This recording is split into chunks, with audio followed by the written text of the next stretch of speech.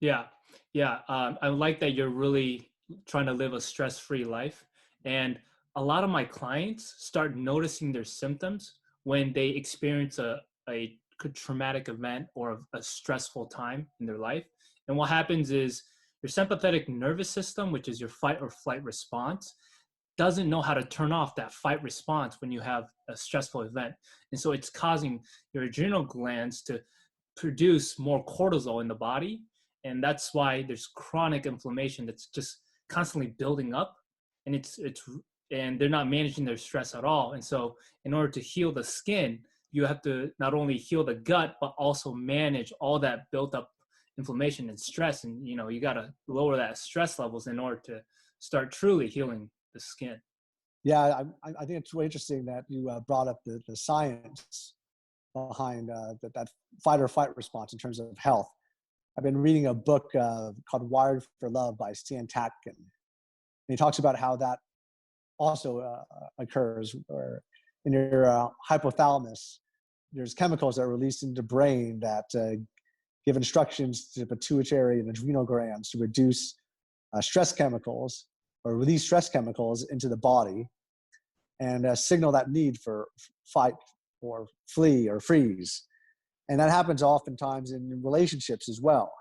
And if I look at social interactions, like we look at the real social dynamics, and the guy's interested in meeting a girl, he'll get these same kind of reactions in his body that cause him to either not take action or maybe take action, but maybe he freezes at some point.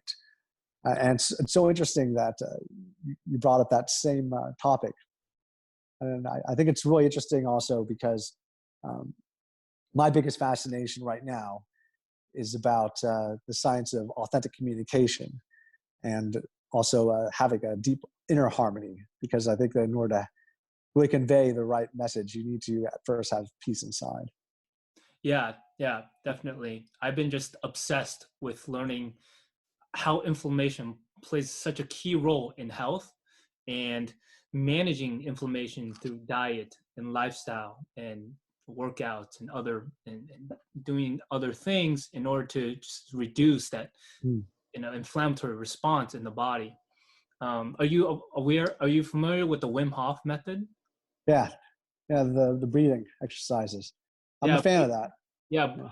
So I do breathing techniques when I'm on doing a jog or when I'm stretching in the morning, and also cold showers every morning. Uh, is very important because it's a hormetic response. Basically, what doesn't kill you actually makes your body stronger. So these little stress signals in the body are actually helping your body adapt, and it's part of the anti-aging process. So hormetic responses are cold showers and baths, um, saunas, fasting, and exercising. So those are the key four things that I put into, or that I do for my body, and which will help me live longer. Mm. That sounds great.